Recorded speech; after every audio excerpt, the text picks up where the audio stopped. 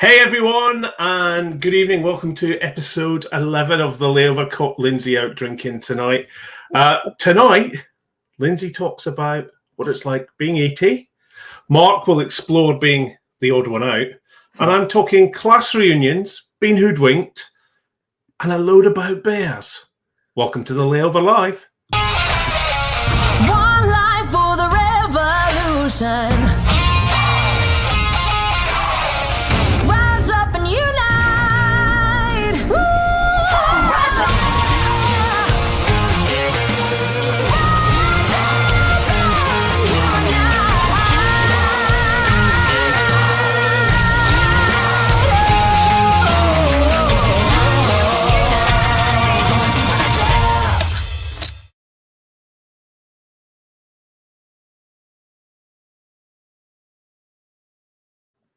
Oh. Can I just say, Scott, before anybody else mentions it, well done on starting on time. Hey, thank you. Yeah, it's because I had a countdown clock. You know what professionals do? They get a countdown clock. Never mind. Gang, how's your week been? It's been okay. Busy for me. Oh, yeah. Oh, go on. Yeah, you were in the sim. What did you do in the sim? Well, I've done 2 days of instructor renewal for my light airplane instructor thing, and I've done a little bit of work, and I ran a sim check. I don't ever really get to run a whole sim check for 1 and 2 days for a crew, so that's a real treat for me. It was good fun and really interesting to spend time with people who've been line pilots through this whole pandemic thing, but it was brilliant. Coincidentally, I had some nice quiet at home. Well, at around the same time, Mark was quite busy. Yeah, similarly. What a surprise. John has already complimented us on being on time. He's very punctual. Very punctual. Yeah. Mark, I just moving on. I saw this tweet this week, and I know that you love the Valkyrie. Yeah, this tweet actually was 2 pictures, and they were titled "The Class Reunion of 1965." This is the first one, which I think is absolutely awesome. Obviously, taken on the flight line at Edwards or somewhere like that. And this is the next one, which is in Dayton, Ohio, which is literally taken last week. And they towed the Valkyrie out the museum and put it next to the very same airplane that was in that original photo. I thought you'd love that. That is awesome. I mean, look at that Valkyrie. Look at that. I mean, look at both of them. But what a fantastic machine that is. Is it just the perspective, or is it really a huge height difference? No, it's huge. Yeah, the Valkyrie. It's enormous. The Valkyrie is enormous. Yeah, I mean it is much bigger. I think we had a couple of weeks ago we had that 6-pack photo of all the jets at the back, which was interesting. It's just enormous. Performance-wise, are they similar, or how are they comparable? Well, it's funny you should ask that. Having had a look earlier, which one do you think is the faster, Mark, out of interest? I'm going to say the SR-71, because I would have thought the SR would have pushed it, being a bit smaller and a little bit more developed and so on. I could be wildly wrong. No, you are correct, but not by as much as you would think. So the SR-71, 2,192 miles an hour, flat out. And the Valkyrie flat out at 2,056 miles an hour. So actually just over 100 miles an hour in it. Not much, actually. That's quick. That's quick for a very, very, very large airplane, isn't it, a Valkyrie? I don't know if you've seen any of the pictures, but it used to regularly strip all its paint off because it was operating so quickly. Oh, really? Yeah, it used to burn its own paint off. That's ridiculous. Amazing. Built in the 60s before any of us were born. I know. Can you believe it? Feels like aviation's going backwards.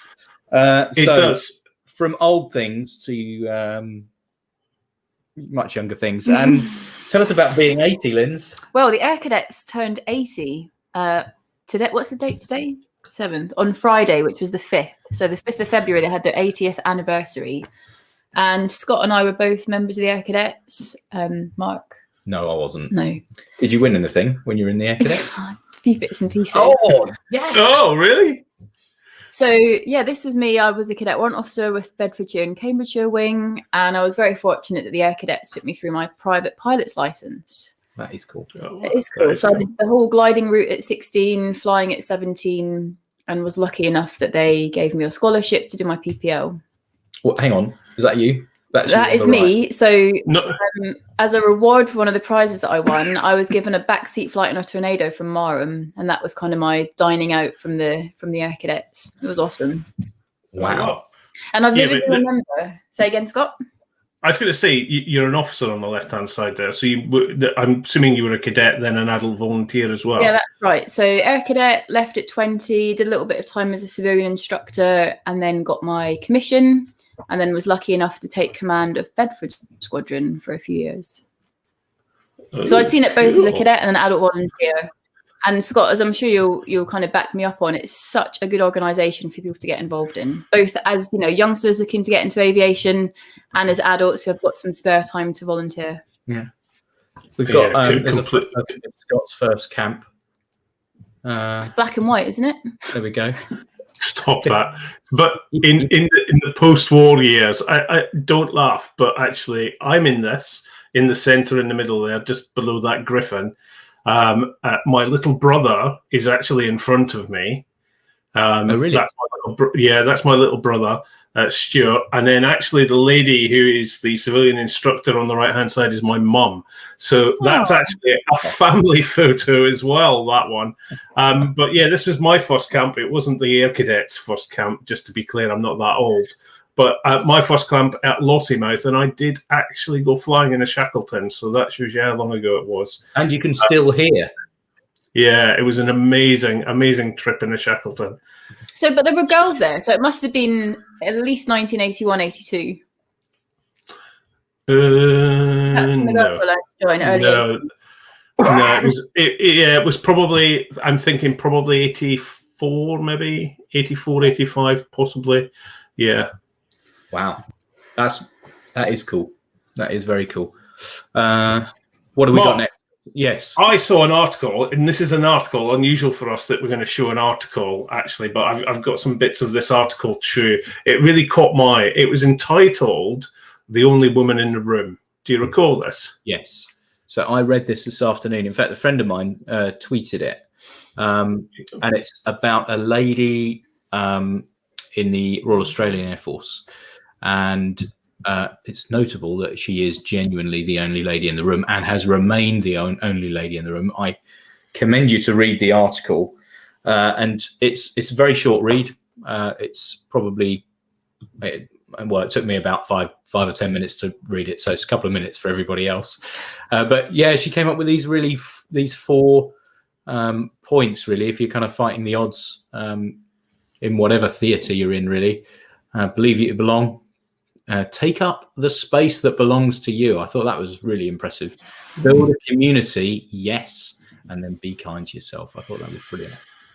I think wise words for any job that you go to. Her name is, just to remind you, is Wing Commander Maz Johanovic, and we'll put the link to the article in the comment section on YouTube.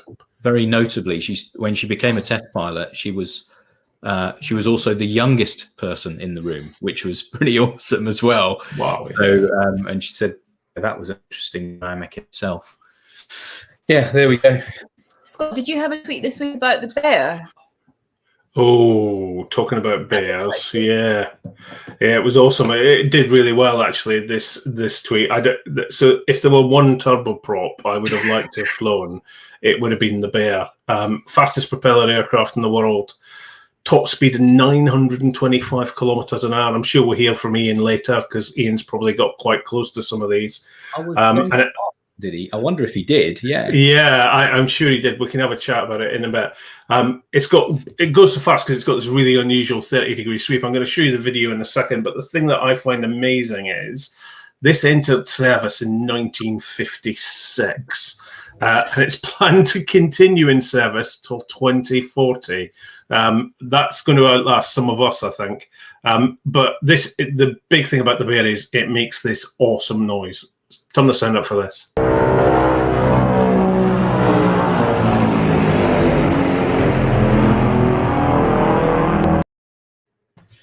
That's so good. It's actually so good. I'm going to do it again.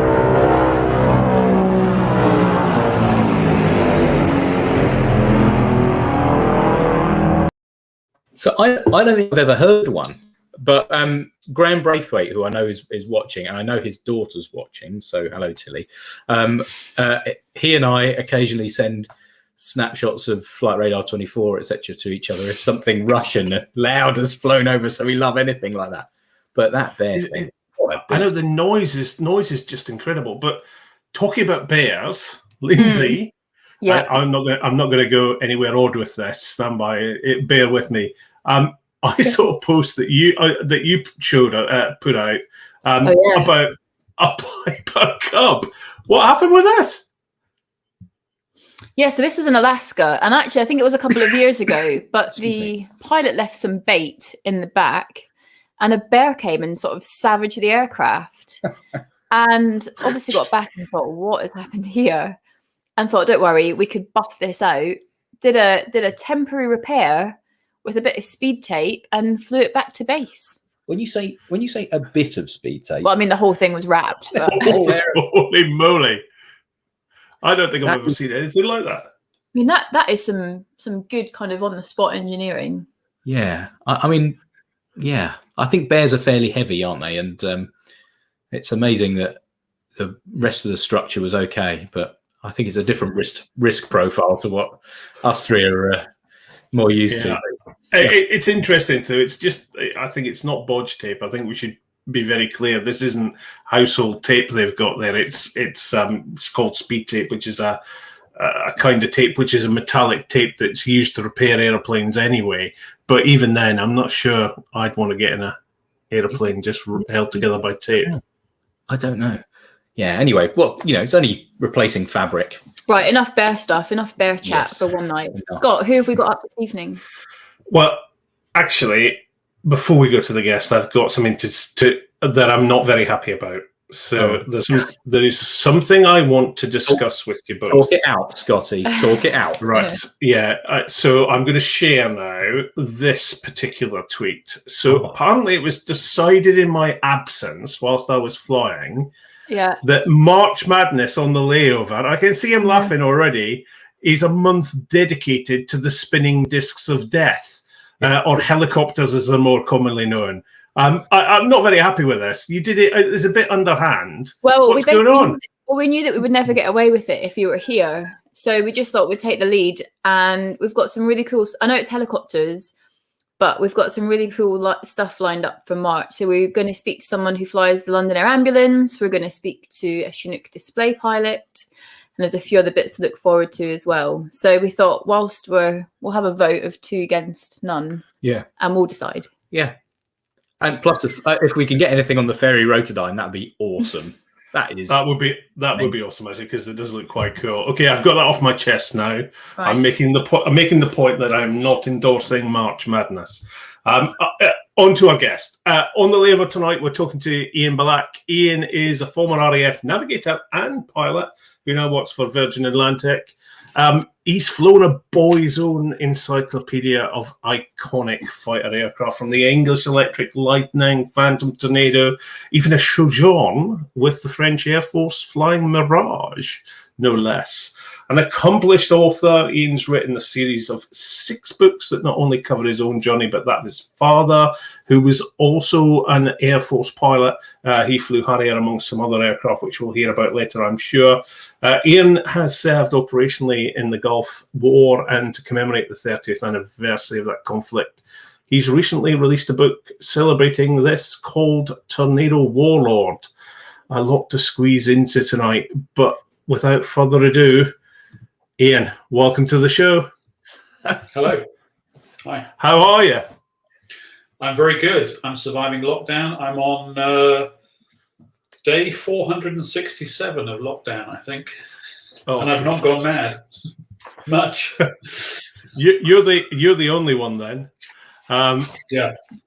Ian, thanks for coming on the show. Really appreciate it. We were talking earlier.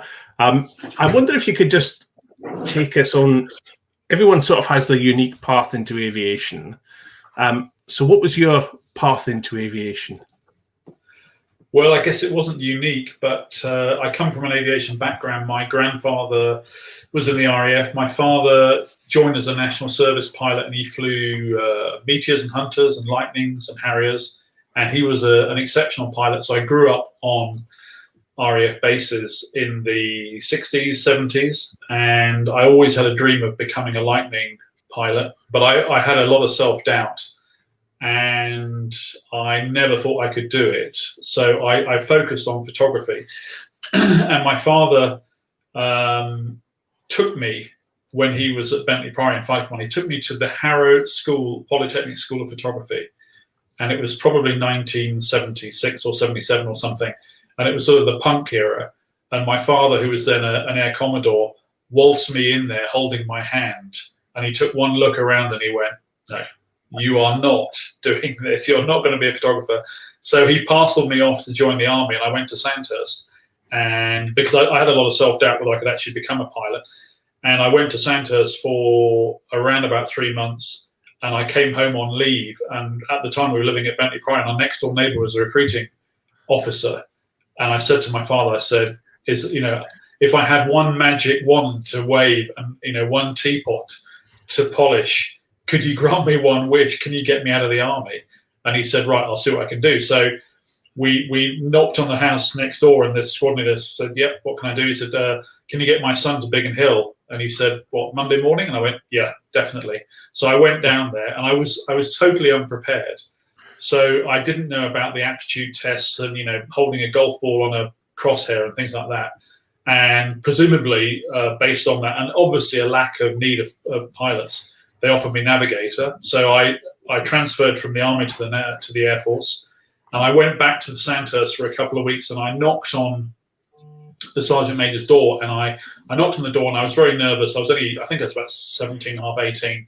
I knocked on the door, and he shouted, and he said, yes, come in. So I walked in, I saluted, and I clicked my heels.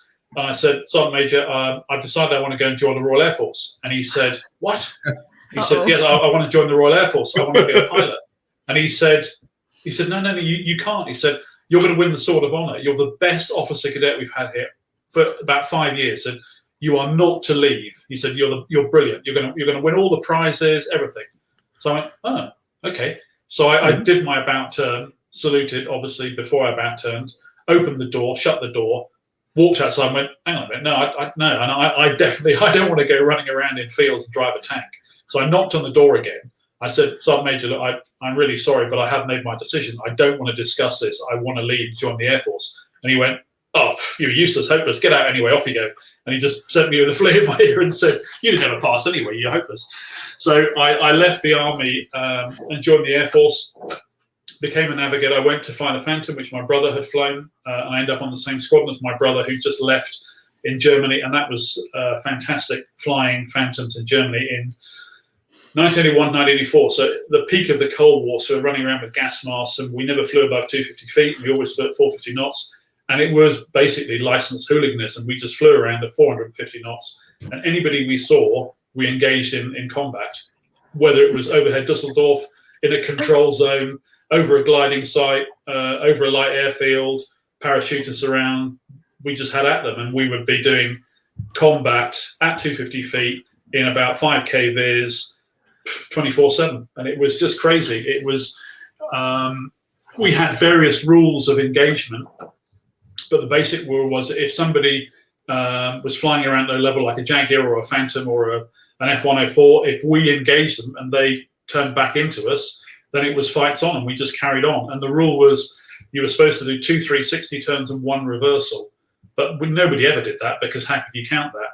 So we ended up basically doing air combat at low level. And I remember one time sitting in the back of a Phantom, and you'd go up through Germany from Dusseldorf up to it was like a heavy water plant, but it wasn't. It was a power station, but I was assumed it was a German heavy water plant.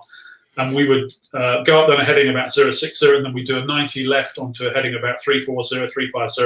And I remember looking at my radar, and in the back of a Phantom, as a backseater, you had the radar, and you pulled it out on these rails. And it was like looking at a 1960s green television screen.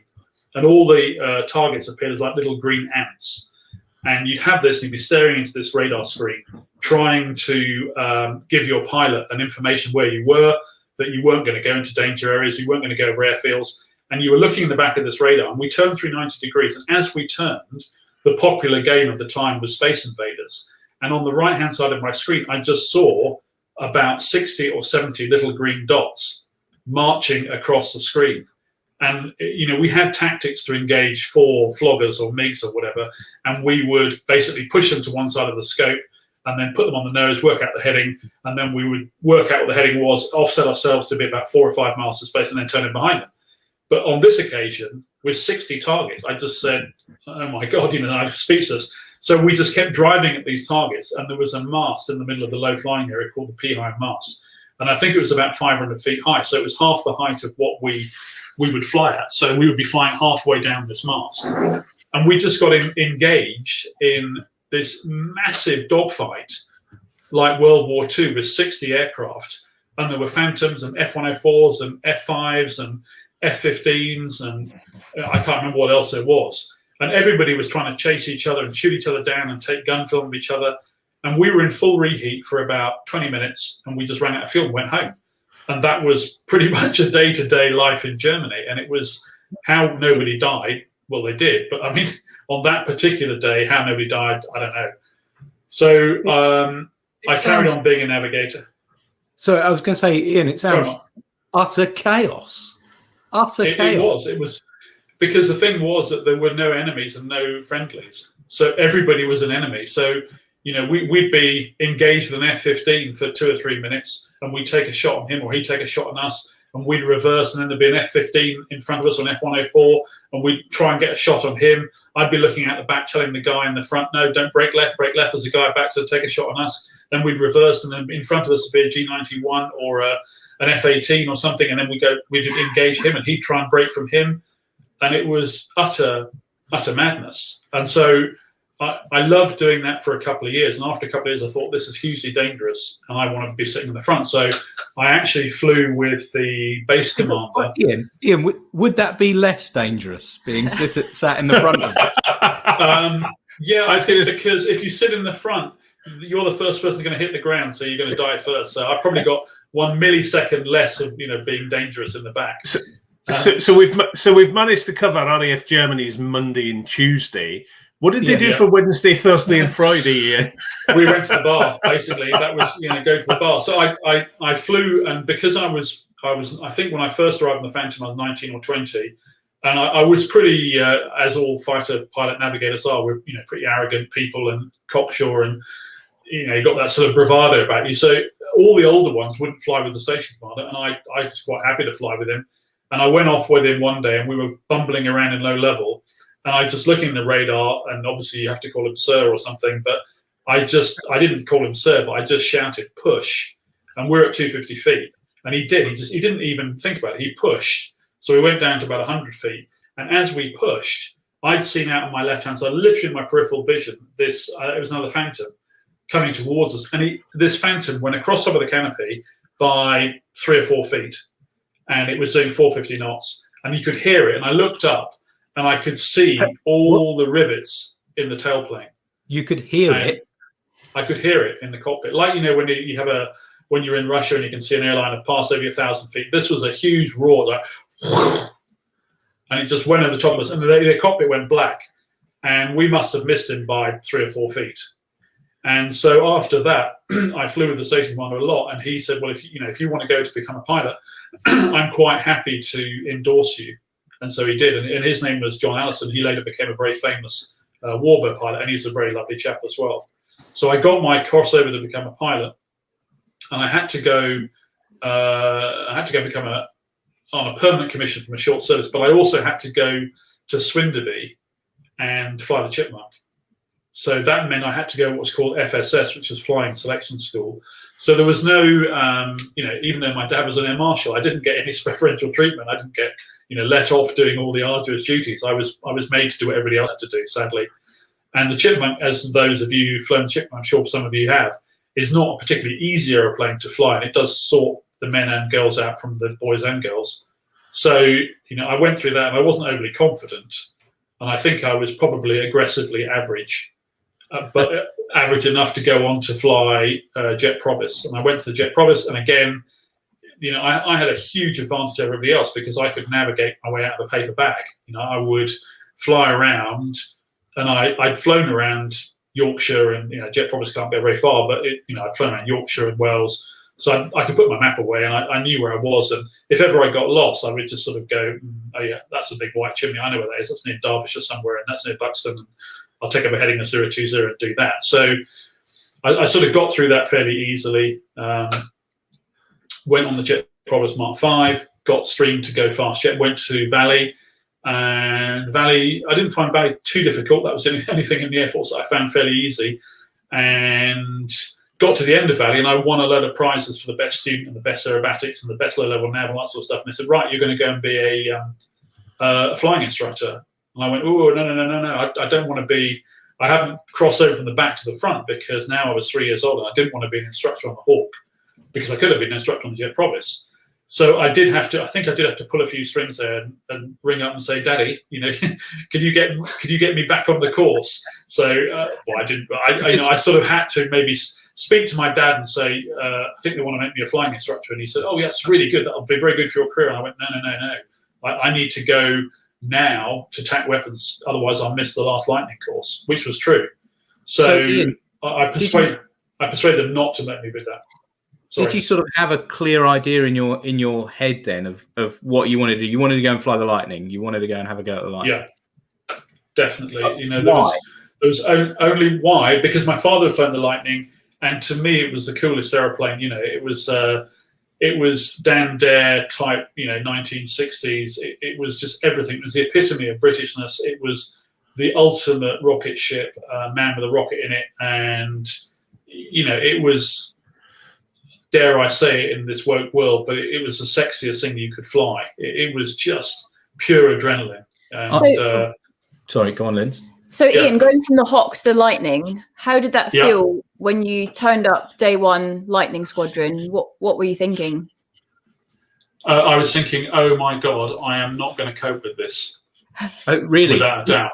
Even though that was your absolute goal? Yeah, because all the way along, I had this fear of self-doubt, as it were. And a friend of mine, Pete McCambridge, who was a Phantom pilot, who I was very friendly with when I went through training, he's just written some blog, and he had written this thing which is called the imposter syndrome, which I'd never heard of. And I'm sure you guys probably have, but you get into a position without jumping ahead, going through TAC weapons and getting to Lightning OCU. Is that all of a sudden I found myself, I'd reached my goal, and there I was sitting in this Lightning that I had sat in age 2.5 with my brother and my dad. Wow. And it had been the whole of my life to get to this position. But I had this doubt that I was only Joe Average as a pilot, and what if I failed? And I shouldn't really be where I am now. And when I read Pete's blog about this imposter syndrome, it suddenly the penny dropped, and I thought that was it. I really did think that I was at the extreme of my capacity, as it were, for what I could do. I didn't have, I was very confident about doing low-level navigation, but I was not confident about being a pilot.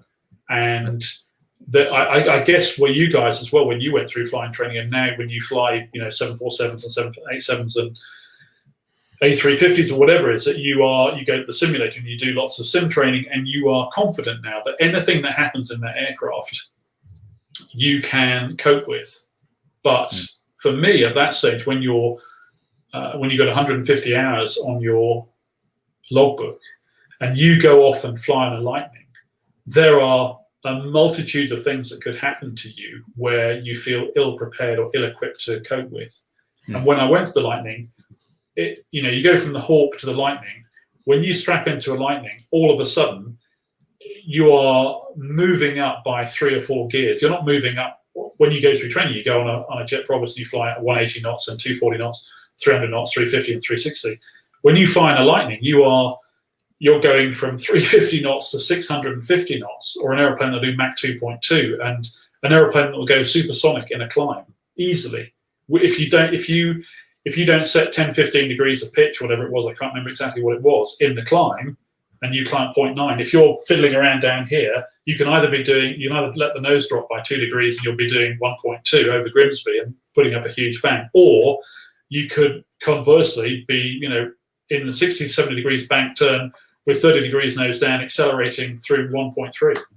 So Ian, when I did my flying training, it was at Cranfield, and they had an old Lightning on the airfield that they could do the taxable. Okay, they had a more mature vintage, previously enjoyed.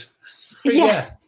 And they used to do taxi runs up and down the runway, and the power of this thing just sounded immense. So when you were sat at the end of the runway with the Lightning's legendary, performance, how did you stay ahead of the aircraft? Was it in the pre-flight, planning and briefing? How did you stay that one step ahead? Just by being super sharp. No, it's like if you my model Lightning here. So as I say, if you go from a Hawk, your brain is working at 420 knots, and things happen in a Hawk, and somebody, jumping ahead in terms of what we're going to talk about. Somebody once said to me that when you did air combat in a tornado and you got to base height and you had 2 tornadoes, it was like 2 dinosaurs going around the bottom of the circle. And you could look at the other tornado and you'd say, right, in 10 seconds, he's going to be here. And in 5 seconds, he's going to be here. And you could predict it. If you go from a Hawk to a Lightning, your brain all of a sudden has to start moving that much faster. It's like going into widescreen, and you have to suddenly start thinking, not just 2 minutes ahead of the aircraft, but like 10 minutes ahead of the aircraft. So, you do an intercept and you'd be thinking, right, the next intercept, I want to be heading back 150, 250. I want to be heading back towards Binbrook. I've got this much fuel. I know where the tanker is. I know where the diversion airfields are. I know what the cutter states are. And you could be airborne for 45 minutes, and that's your whole sortie. But an awful lot can change in that time. So when you're saying to me, did you prepare for it? When you sat on the end of the runway, you were watching these fuel gauges, and you had 2 for each, or 1 for each engine. And they were sort of like this when you started off, and they were going at this rate pretty much all the time. So you were watching the fuel gauges going down. So if you were doing Mach 1.7 and you're doing 17 miles a minute, you've got to be really sure that if you're going 17 miles a minute, you're pointing where you want to be, because you don't want to be pointing at Oslo at 17 miles a minute. And so Alison Hyde has just asked me a question. Yes. Well, can you ask Ian if he's had any fuel challenges with the Lightning? Yeah, every flight pretty much was a fuel challenge. Yeah. It was, and that seriously was it. Everything was driven around fuel, and on the tanker there were Lightning pilots, and I confess I wasn't one of them, but I was pretty close. The Lightning's internal capacity for fuel, and somebody will send me a tweet or something, was I think 9,150 pounds of fuel. That's a Mark 6. People have gone to the tanker and taken 9,500 pounds of fuel. So admittedly, you're on the tanker for 20 minutes maybe, or 15 minutes, but they've taken more than the complete capacity of the aircraft and arrived at the tanker. And people have, so we used to land with 800 pounds a side, which would give you enough to do an overshoot, do 1 circuit, and then divert to somewhere like Waddington, which from Binbrook was 20 miles down the road. So if the weather was bad at Binbrook, the weather was going to be bad at Waddington. And if the weather was bad at Waddington, the weather was going to be bad at Coningsby, and the weather was bad at Coningsby, it's going to be bad at Scampton. And we just didn't have the fuel to go anywhere else. So quite often people would arrive on the tanker with not enough fuel to go anywhere. So if you didn't get in the tanker, you'd have to eject. And people did do that. Wow. It's almost another era, and in funny sort of way, I suppose the F3 was the last of the pure fighters, wasn't it? Really, but the real kind of the Lightning always seems to me like the logical extension of the sort of Spitfire Air Force.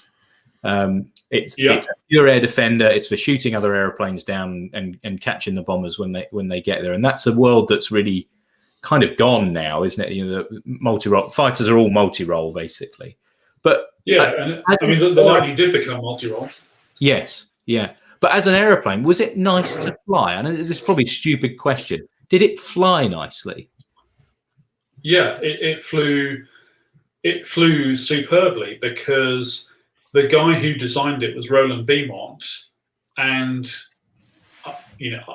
somebody again will probably argue with me, but I personally think that it was like going to have your suit made at Savile Row and a guy with a tape measure measuring your suit for your bespoke specifications. And I am convinced that Roland Beaumont had the Lightning built for his exact shape and size, because if you were like me, I'm 6'2.5". If your distance between your kneecap and your thigh bone was longer than that, then you didn't quite fit in the aircraft. And my thigh bone was so I had to sort of sit and do all these tests when you went through North Luffenham for your, what was that word, Scott, when you were, there's something like not asymmetric, but it's isometric testing or something for where all your body parts. I've got a really long back, but I've got quite short legs, and I've got very big stubby fingers as well. But that's neither here nor there. But the Lightning was pretty much built, I think, as a bespoke aeroplane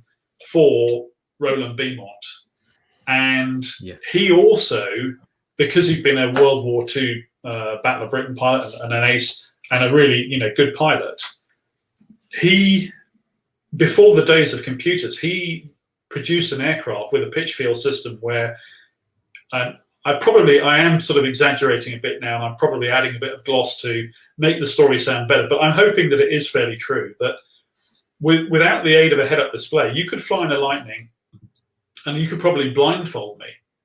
And this is, I am making this bit up, but if I was blindfolded flying in a Lightning, I could probably tell you how fast we were going, how much G you were pulling, what the attitude of the aircraft was, because there were so many sensory inputs that came into the cockpit, of the cockpit noise, the weight on the stick, the ambient air that was whizzing past the cockpit. So if you got really slow in a Lightning, sort of below 140 knots, the stick was right back on the seat where the ejector seat was.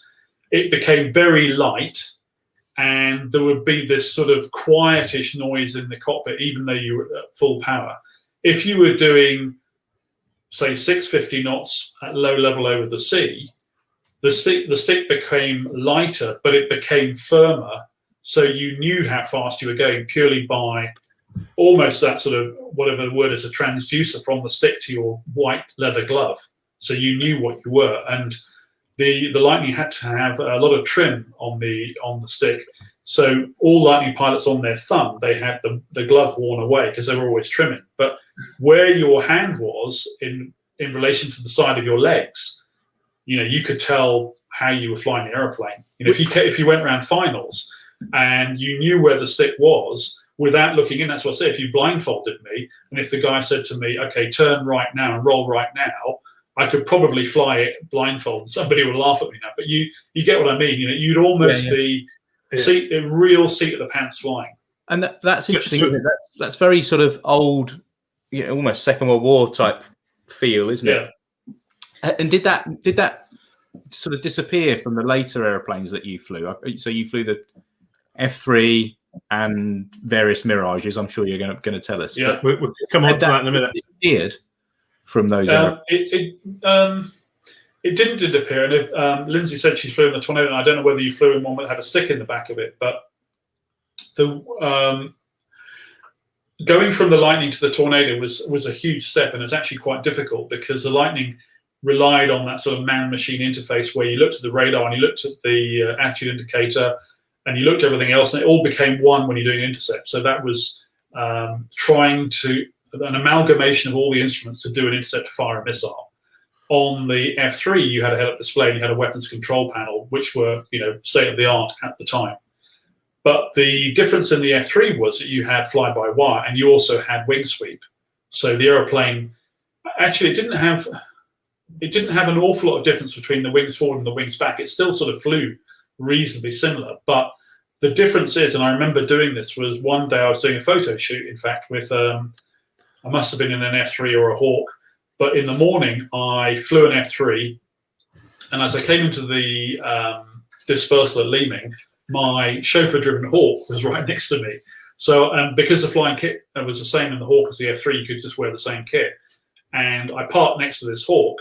I literally put my pins in And because we were going to go and do some other mission, I got out of the F3, I went down the ladder, and I jumped into the back of this Hawk. And the guy said to me, "Do you want to fly it?" So I went, "Yeah, sure." So I took control, taxied out in this little hairdryer of an aeroplane.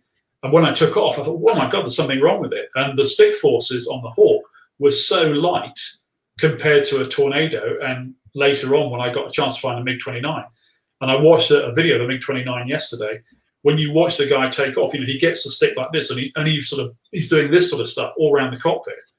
And the Tornado wasn't like that; it was a bit more like that. But then the Hawk, when you were handing the stick, you're literally little tiny movements. So, and I haven't flown the Eurofighter, but I imagine the Eurofighter is even better in terms of balance. So, to me, the Lightning was the last great pilot machine interface where that gave you that real seat of the pants flying, and not through, like an Airbus where you've got a control column that's connected to some wires and that's it. There's nothing there. So Ian, let's just take a break from the Air Force for just a moment. And you spent some time with the French Air Force flying the Mirage, is that right? I did, yeah. So how did all that come about? Was it an exchange, or was it something you volunteered for? And how was it, with the language difficulties? Did you speak French before you went? I have to do this like a small child, I have to hold it. I'd reached the stage in my Air Force career. I'd flown Phantoms, I'd flown the Lightning, I'd flown the Tornado, and I guess I must have been 33 or so.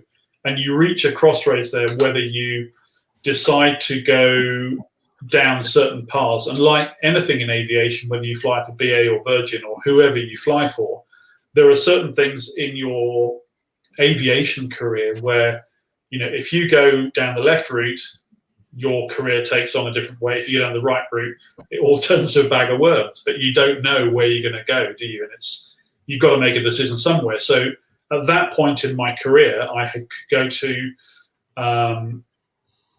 become a weapons instructor and stay on the Tornado. I could go to Staff College and do a ground tour. I could go to the Red Arrows if I wanted to, if I passed, if they'd have me, which of course they would.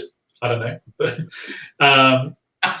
And you've got to make those choices. Or the other choice was to go on exchange. Yeah. And I'd always thought at that stage in my career, although I was probably 33, 34, I was effectively 4 years out of sync with everybody else as a pilot, because I spent 4 years as a navigator. So I was now 4 years old, so I had to do it then. And at the time, in 1993, you were grouped to either be an air defense pilot that could go and fly defense airplanes, or a ground attack pilot could do that. You could do, if you flew like Scott, a C-130, you could go and fly the C-141 Starlifter, or we could fly C-130 in America. So the Royal Air Force had a whole gambit of aircraft types that you could fly. So for me as an air defense pilot, my choice was to either go to Norway and fly the F-16, which I quite fancy because I love Norway and Norwegian people are great. F-16 is great, but I didn't want to fly and speak Norwegian. And the thought of going and learning Norwegian before flying the F-16 was mind-blowing to me. But one of my friends did it. I could go and fly the Phantom in Germany at the Richthofen Squadron, which would have been, it would have been okay to go and fly the Phantom for once, but I didn't want to go back and fly with the Germans on an old F4, because at the time it was pretty old. And living in northern Germany, my parents had lived there when my father was in the Air Force. I didn't want to be in northern Germany. Holland was pretty cool. I like Dutch people. The Dutch Air Force are pretty good. But again, that meant learning Dutch. What else did we have? Going to America was always the favorite for RAF pilots. To go to fly the F-15 was, I suppose that was the best exchange tour. But to me, going to fly the F-15 meant long days, hard work, and it was all a bit of a, flying with the American Air Force was not an easy ride. They'd be in there at 7 o'clock in the morning and finish at 8 o'clock at night and do this. And they had also detachments all around the world. My brother done an exchange on the F-14 Tomcat in Oceania. He flew 1,000 hours in 3 years, and he was working his socks off. So I quite fancy going to America, but to me, the most appealing was flying the Mirage 2000 in France, because only one other pilot had done it, and it was a bit of at the time, the Mirage 2000 wasn't as successful as it is now, and also nobody really knew about it. And it was in Provence. It was with a great squadron. It's an Air Force squadron. So, and I thought, well, French I could probably get away with, sort of. And I applied for that, and I got it. I did lie a bit. I said, I spoke colloquial French. I could order a beer, and I knew what an escargot was. But other than that, I wasn't really up to the interpreter standard that I am now. I'm guessing that probably wasn't enough to go by Mirage 2000. So how do you work up your language? They presumably send you to school. So at the time, and probably when Scott was in the Air Force, the Royal Air Force had a School of Aviation Medicine, which was co-located at a language school, and it's where they taught all their spies Russian in North Luffenham, in the middle of nowhere, next to Rutland Water. And you would do it on an approved Air Force course. So you could do German or Russian or French or Spanish or whatever. But when I did it, they were doing experiments. So I went down to Cambridge University and lived at RAF Water Beach. And I did it with two guys who were going on exchange, who sadly they both ended up getting killed. But they were my sort of course mates, and we lived in the mess at Water Beach with the army. And we would cycle on our bicycles like good French people with our onions and berries along the River Cam into Cambridge every day. And I would had this very attractive French teacher one-on-one for 6 months, and it was awful. It was dreadful. And then I terrible. And having done that, I then had the subject of a good book. I think is I went to. There was no exam to pass at the end, which was quite good. So I got sent to Tours, and I think I did 3 weeks in Tours, which is a beautiful city. And I lived with a French family. I think he was one of the Vichy French or something, or one of the resistance, because he treated me like a spy or something. And I was put in the attic, and I was a bit like Anna Frank. And I was put up in the attic of this huge old house in the middle of Tours. And in the evening, I have to go down and sit down and have dinner with this old general or something. And he kept asking me questions about, where, the RAF was in the war and all this sort of stuff. And I was trying to answer. And it was incredibly difficult being immersed into a French family for 24/7. And during the day, I went to Tours University. And then the evening, sometimes I went and again to another castle. And I lived occasionally with this French colonel who'd flown Super Sabres in the French Air Force. And I think they were paying him €200 a day. And he had one of those old reel-to-reel tape recorders. And he'd sit down and he'd play me GCI ground control intercepts of Super Sabres and doing GCAs and ILSs and stuff like that in French, and then ask me questions about it. And I'd sort of look at him and go, "Quoi?" I had no idea, because learning French is one thing. Learning French on the radio is another thing. When you're flying in a Mirage 2000 with a helmet on and a mask on, it's a completely different ball game, and it is very, very difficult to do in 6 months.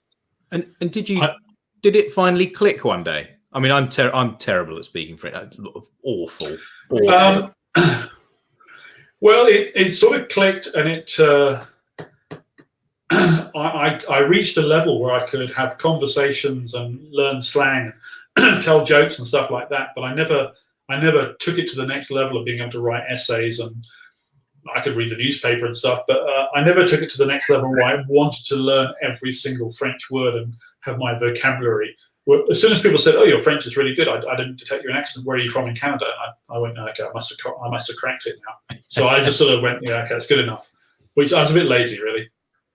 Yeah. So, Ian, I'm going to move you on now to everyone follows you on social media, I'm sure, and we've been enthralled by your photos that have come out in the last couple of weeks, commemorating the 30th anniversary of the Gulf War.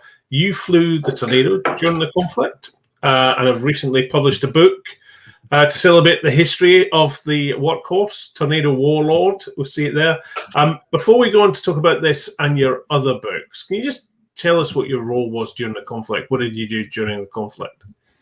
Well, the first thing is that I came back on the 24th of December or something. So I was out there between August and December, and then we came back and we were replaced by 43 and 29 Squadron. So we did the cap up until just before the war started. And I don't know whether it was bad or good.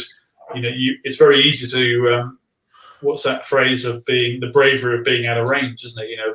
Of not being there. And I was slightly upset that I'd come back, but in some ways I thought, well, it was nicer to watch it on TV. But we went out there in August with some updated airplanes, and we just basically flew CAP, Combat Air Patrol, behind the Iraqi border.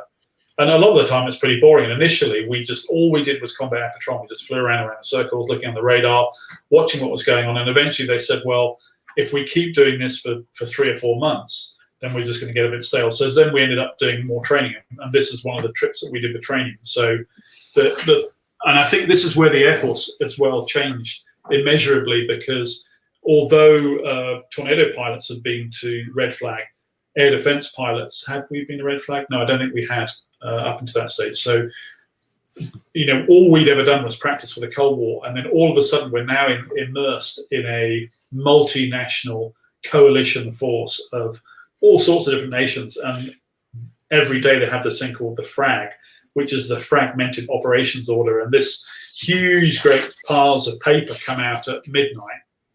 And you have to go through it all.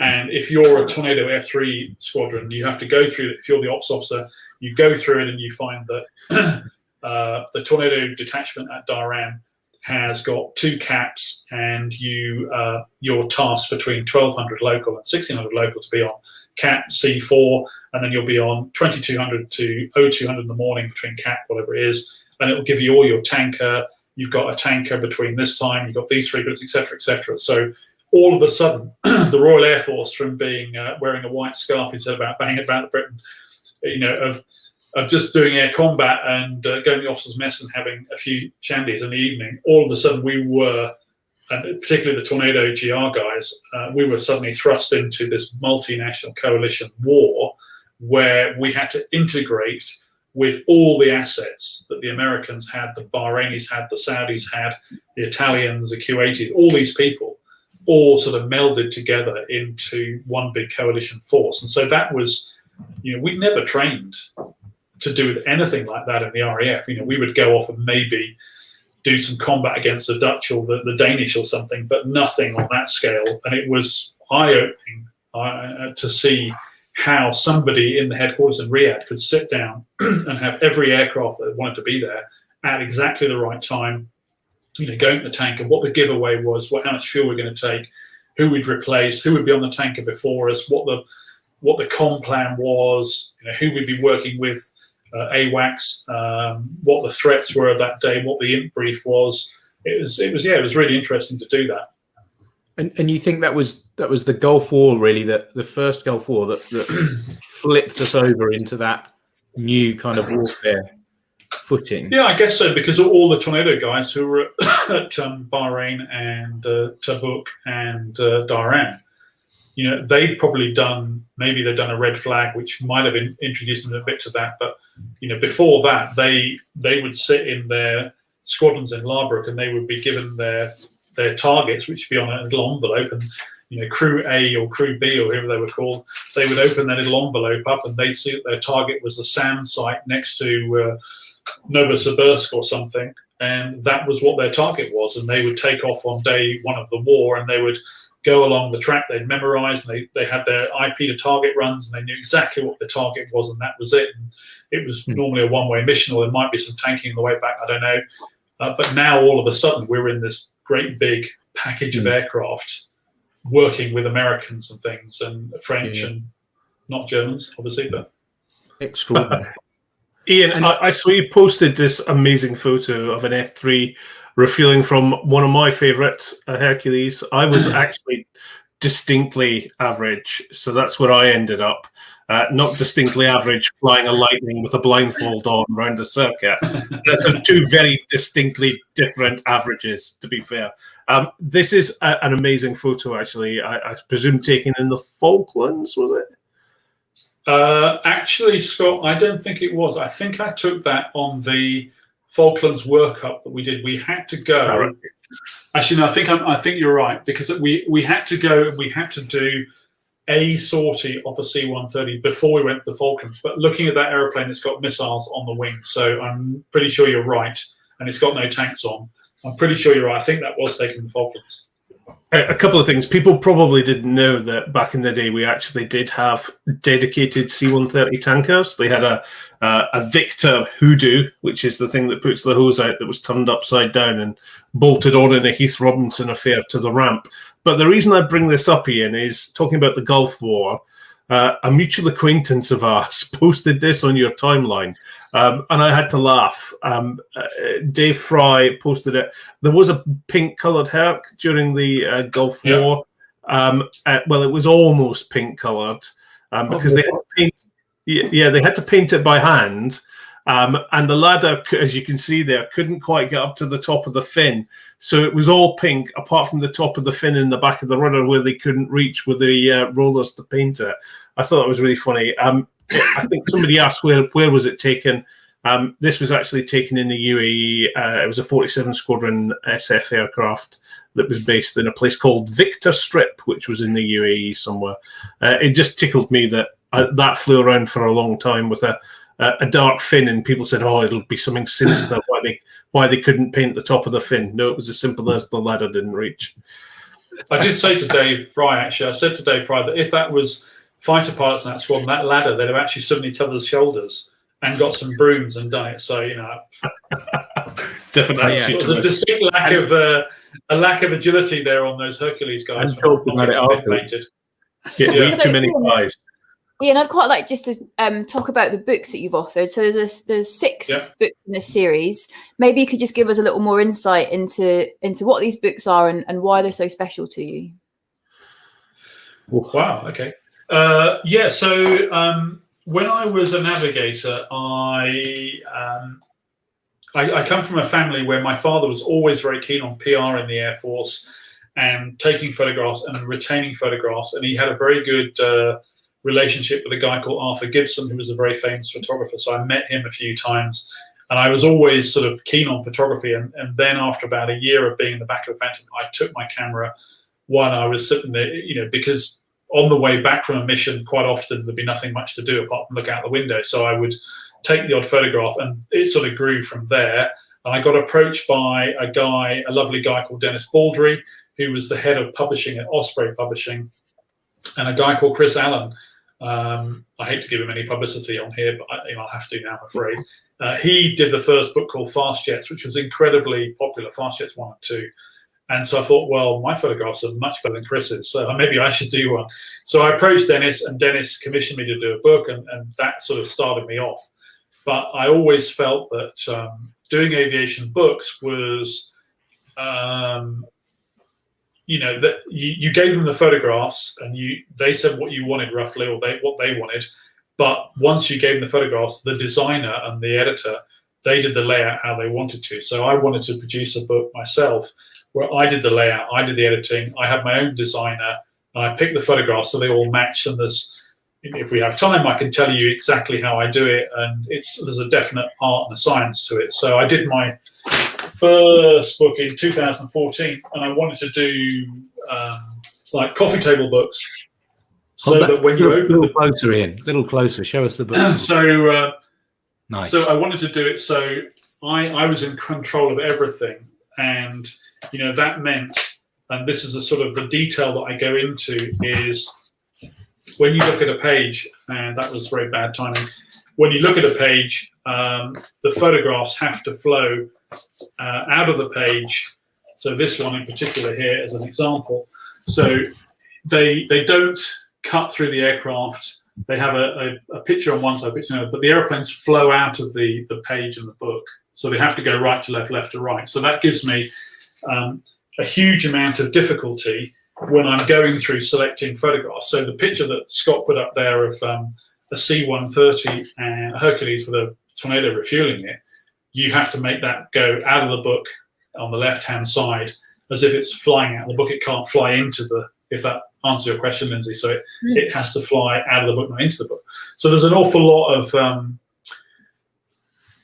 sort of background work that goes into producing a book, and I make sure that all the colors are right, so that the colors look good on the left side and they match on the right side, and when you turn the pages over, they're all sort of connected together. And I had a lot of help from Haynes Publishing, a guy called Jonathan Falconer, who was the commissioning editor there. So he was a good friend of mine, and he helped me with design. And it becomes, when you actually do a book, you end up with all the sort of really boring stuff. Like you end up with I think it's 120 gram weight of paper, and then this is a gloss sheen and 115 gram weight, and the printing colors, and it's quite a complex procedure. So I wanted to do books that were coffee table books that were perfect, that didn't have any blemishes in them, like, you know, cutting the nose of an aircraft. Like my great friend Jamie Hunter is with me on this one. You know, if you ever cut the wing of an airplane off, you'll never get me to appear on this again. And that's why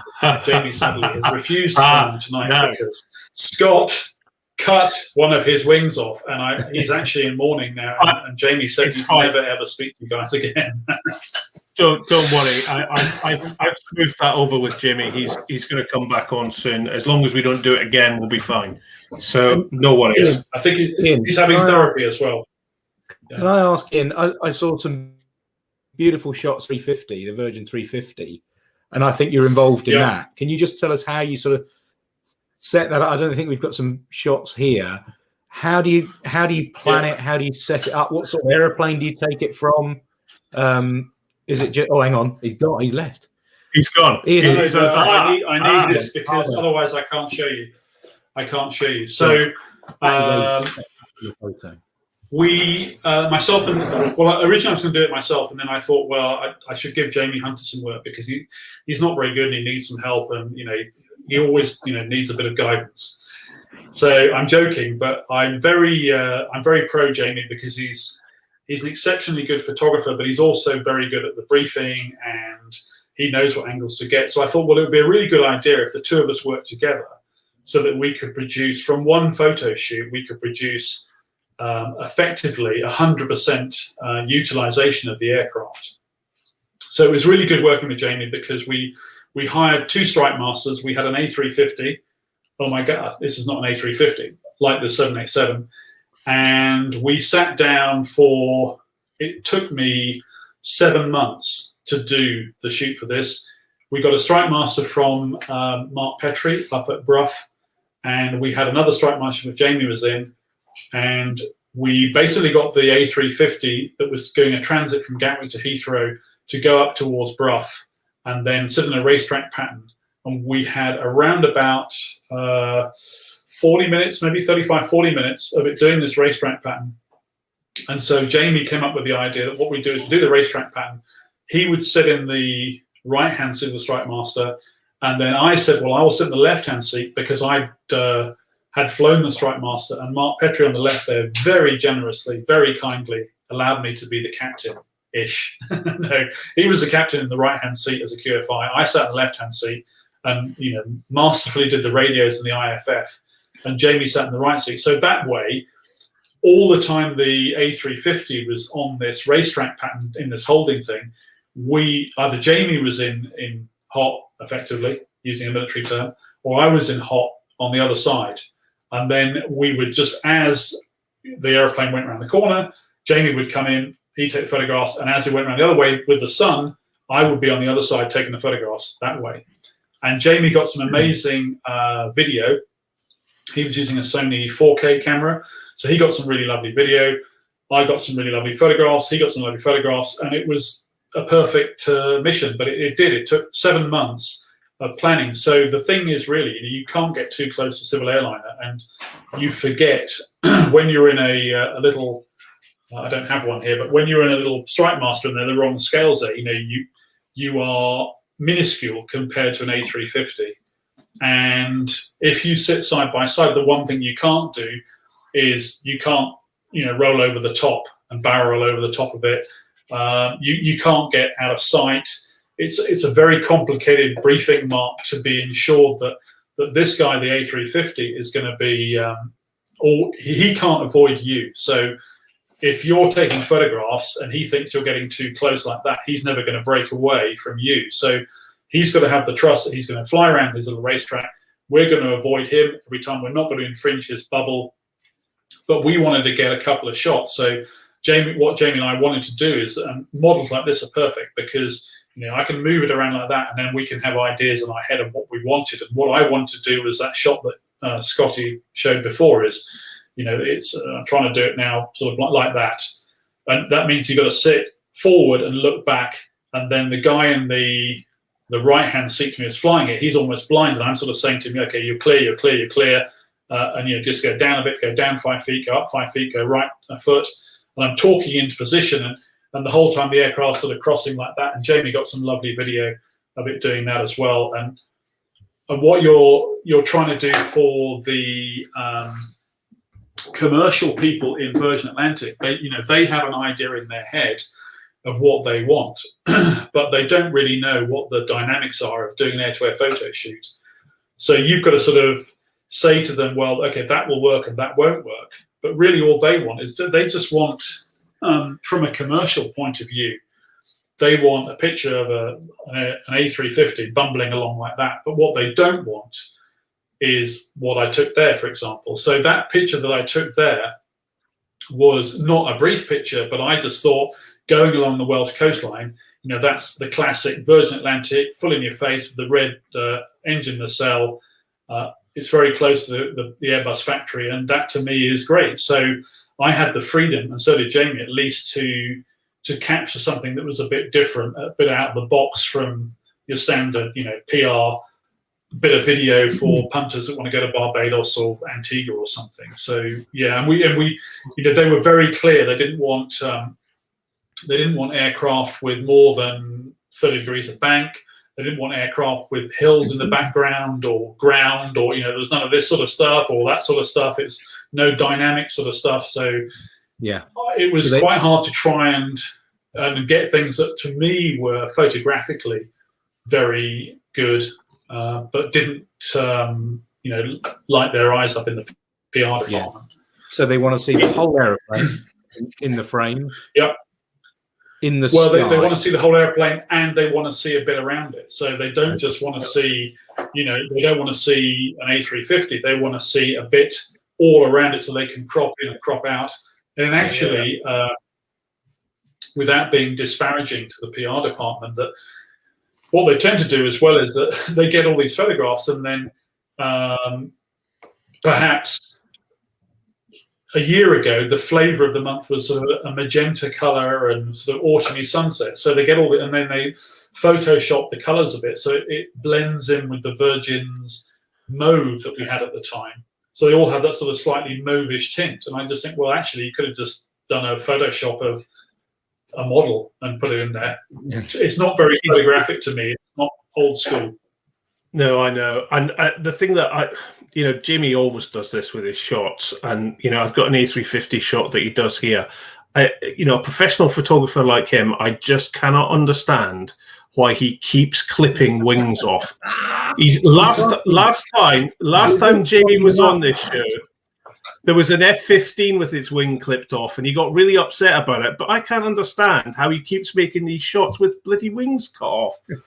Well, Jamie, if you want to come on the show, you've not only upset Jamie now, so you upset me because that's my picture, because I'm in the left-hand seat. So.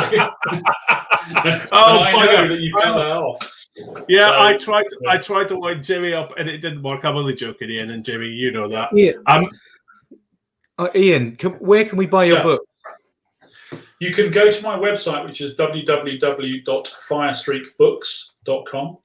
I do occasionally go onto Instagram, and I go onto Twitter when I can. And I feel really bad because I sort of dip in and out a bit, really. But I've got other projects going on at the moment, and it's just very difficult to spend time on Twitter, spend time on Instagram, spend time on Facebook, spend on my time on my website, and other commercial things that I'm doing. I don't know how you guys do. I don't know how you do it, Scotty, because you're a big Twitter guy. Do you get up in the morning and go, I've got to do 5 minutes of Twitter, or do you have it on all the time? Or I get up in the I don't get up in the morning to start off with. Yeah.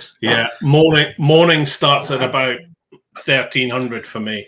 And I keep going through till 5 in the morning, and that's kind of my life at the moment. But that's a completely different story. And to get the kids to do it, and TweetDeck, do all your tweets at the beginning of the week and get TweetDeck to put them out. Ian, we've got a couple of questions for you before we leave, and we ask these questions of everyone, and then we'll do some. In fact, what we'll do is we'll do some of the viewers' questions first. Interestingly, here, and this is not a question, but it says, reflecting on all of our guests, and Ellie's watched all the shows. Apart from Ellie, who was on last week, everyone has mentioned imposter syndrome. Quite interesting that. I thought. A quick hello from Wellington, New Zealand, from Glenn. Hello, Glenn. Nice to see you watching the show. And somebody here asked, I know that you did fly the Lightning at Thunder City, and you did send me a photo, Ian. I just haven't used it today. But was that cool, flying the Lightning out of South Africa? Yeah, it was. It was unique, I guess. It was flying it was as cool flying the Buccaneer as it was flying Lightning. That going back now and thinking about it, that somebody in the government would sell a nuclear bomber for £10,000 that had all the support equipment, all the manuals, to somebody they'd never met before to operate in South Africa is actually quite frightening when I think about it now. And I used to get in the airplane and there would be, the sidewinder on-off switch, there'd be the special weapon, and there'd be, retard for bombs and stuff, thinking, these are military aircraft that were delivered to people in South Africa for the price of a small family car. And you're going, this is crazy. Wow. Actually, because Ian, thanks for being on the show. It's been amazing. We're just going to we've got 3 questions that we ask everyone. Lyndsay goes first, and a really quick answer if you can on these last 3 questions. So, Ian, go back to 10-year-old Ian. Any advice that you would give yourself? Apart from don't tie your shoes in a revolving door, never give up on your dreams. Why? Okay, good. Scott, Ian, what would you say has been your biggest career achievement so far? Career achievement now. That's a very good question, an interesting one, and impossible to answer. Becoming a Lightning pilot in a military sense was an operational Lightning pilot. That was like, well, yeah, I've done that. A single seat air defense pilot. But conversely, when I got my instrument rating test for a civil pilot, that was like, the rubber stamp on your ATPL, as you know. And once you've got that instrument rating test, you're going, you can go and do the job now. Mark? Amazing. Mark. So my final one is there something in aviation that you haven't done yet and you always wished or you still wish that you will be able to do? No, nothing. That's a lot. I'm joking. There's lots of things, in aviation that you'd always want to do, and I think that's one of the beauties of being in aviation. It's like going on Facebook. You can never get to the end. You can never say, I've got to the last post on Facebook. I don't have to look at it anymore. I've done it. Because in aviation, like Lyndsay was saying, if she goes on the A350, and I gather she's got a course on the A350, it's like you'd always want to go and do the next thing, don't you? And when you get on the A350, you want to become a captain, you want to become a training captain. And then when Airbus make the next aircraft, you want to go and do that. So you never get to the end, do you, of aviation? That's the thing. And if you said to me, is there anything I've not done? Yeah, there are loads of things which are impossible, of aircraft that I'd like to have had a go in and like to have flown. But I guess it's a question of time as well. I flew back seat, front seat, single seat, did the Gulf thing, Falklands. I didn't go in the Red Arrows. I flew with the Red Arrows quite a few times. I didn't fly in the Red Arrows. Would I have liked to go back and say I missed doing that? Probably not really, because I did enough as it was. But I guess actually now you think about it, you mention it, I would have actually, as from a civil career, I'd love to have flown the A350. I seem to have some passion. I seem to have some passion for the Airbus A350, and like an unfulfilled. That was something that was because I was going to go from the 787 to the 350 in February last year in 2020, and at the last one they said to me and this other captain, "Oh, if you're going to go to 350, by the way, you've got to go on the A330 for 6 months." And I said, "Yeah, I'm fine with that. Yes, I'm cool. I'll do that." And Robbie, the other guy, said, "No, I'm not going back on the 330. I've done that loads of times." And I said, "Oh, it'd be fun. It'd be good." Had we done that, I probably would be redundant now. So, he saved my bacon a bit there. But I would love to. That's something, an ambition and achievement, I guess I have not done, is the A350, that I would wish.